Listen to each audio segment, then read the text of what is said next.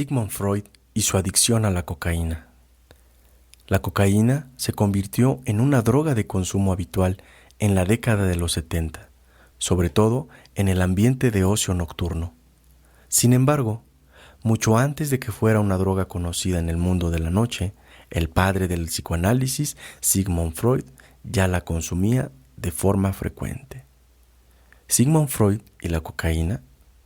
Cada vez que asistía a una fiesta, se engalanaba con sus mejores ropas y esnifaba unos gramos para liberar la lengua, tal como le escribió a su prometida en una misiva enviada en el año de 1886.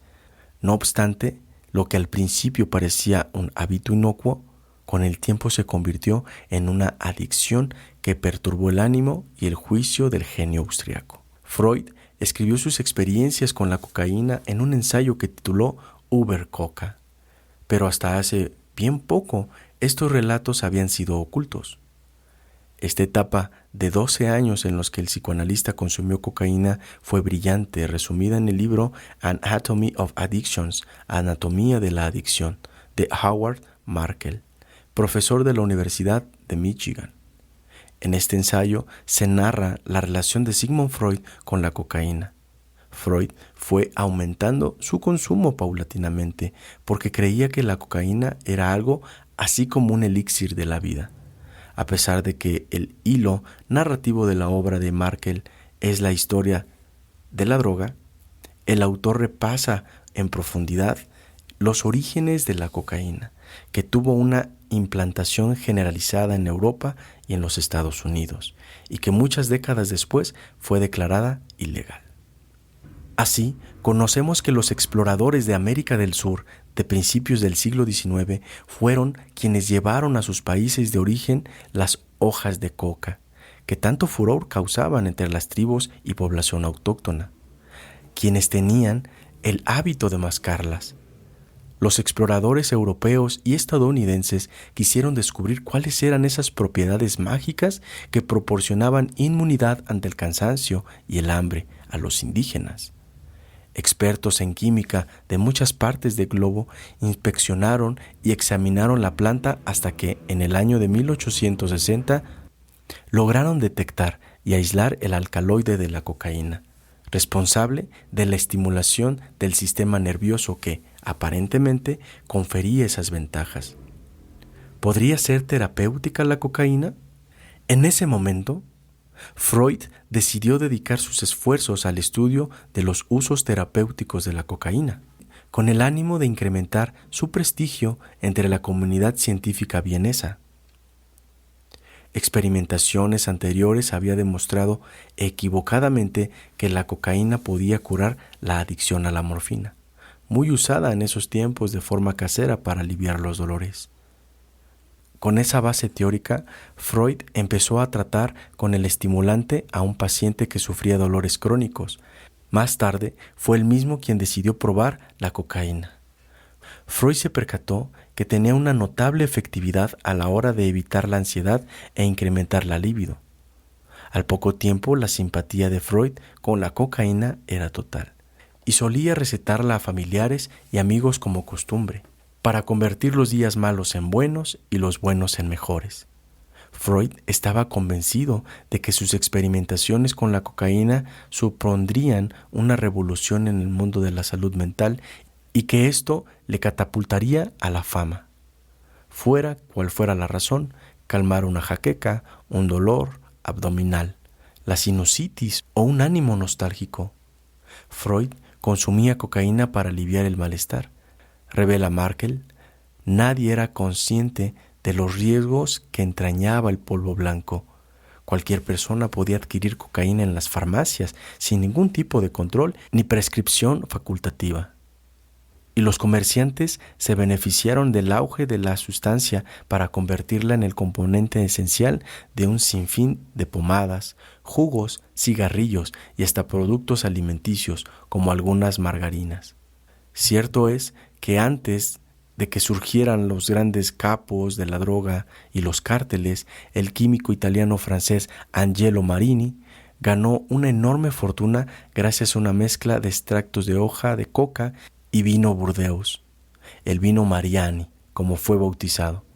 Tuvo un impacto tremendo hasta el punto de ser por muchos años la bebida predilecta de grandes personalidades como Julius Verne, Thomas Edison, Alejandro Dumas y el Papa León XIII.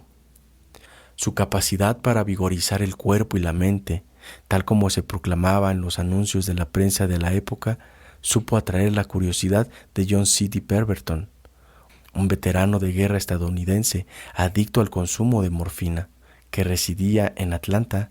Patentó un tónico similar al de Mariani que bautizó como vino coca francés. Este producto fue evolucionando y pasó de una bebida alcohólica a no alcohólica después de la ley seca en el estado de Georgia, pasando a llamarse Coca-Cola. La toma de conciencia de los peligros de la droga.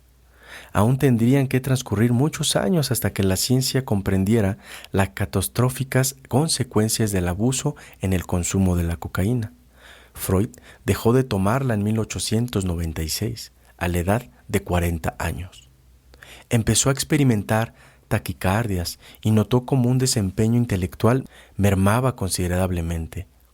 El alcaloide propio de la cocaína fue el causante de la prematura muerte de su amigo y pudo haber provocado el fallecimiento de varios de sus pacientes.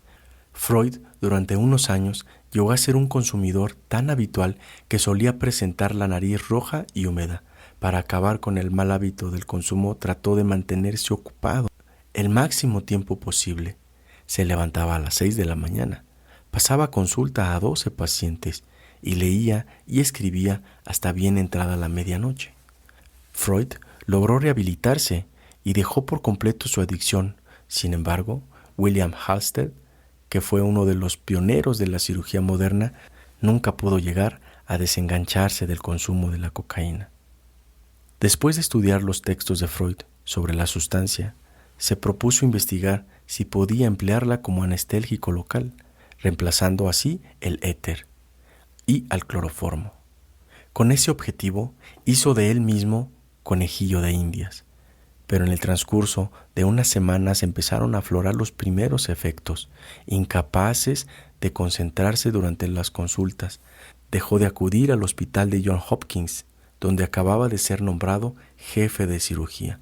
En una ocasión, Halsted tuvo que abandonar la sala de operaciones en plena cirugía porque los efectos de la cocaína no le permitían ni sujetar los instrumentos quirúrgicos. Finalmente, aceptó internarse en un frenopático, pero nunca se recuperó de las secuelas psíquicas causadas por la droga. También desarrolló una dependencia a la morfina. A comienzos del siglo XX, los adictos al alcaloide de la cocaína eran muchos, y la mayoría lograron mantenerse a la sombra gracias a sus supuestas propiedades vigorizantes. No fue sencillo llevar una doble vida, siendo un reputado médico en la esfera pública y simultáneamente un consumidor de cocaína, un drogadicto, explica Markel. El escritor escocés Arthur Conan Doyle fue uno de estos destacados adictos y aunque nunca reveló su relación con la cocaína, dejó huella de su hábito en muchas de sus obras.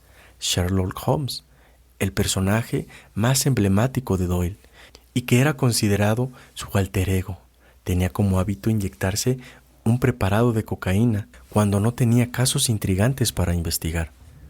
Su intrépido amigo, el Dr. Watson, se mostraba preocupado por el consumo que hacía Sherlock y trataba de persuadirle para que dejara de inyectarse cocaína. Cocaína, estigma social y abandono del consumo. Con el transcurso del tiempo, la droga fue estigmatizada y los gobiernos aumentaron el control sobre su distribución y consumo. Décadas más tarde del auge de la obra freudiana, el psicoanalista tuvo que enfrentarse a innumerables críticas por el hábito que adquirió cuando apenas daba sus primeros pasos como investigador y terapeuta. La polémica sobre el grado de influencia del polvo blanco en la obra de Freud nunca podrá ser resuelta, pero la mayoría de investigadores coinciden en señalar que su periodo más brillante llegó después de abandonar su consumo. El propio Freud reconoció en los últimos años de su vida, tal vez como una manera de exculpar su pasado. Mi investigación sobre la cocaína Fue una distracción que me mantuvo ansioso por concluir.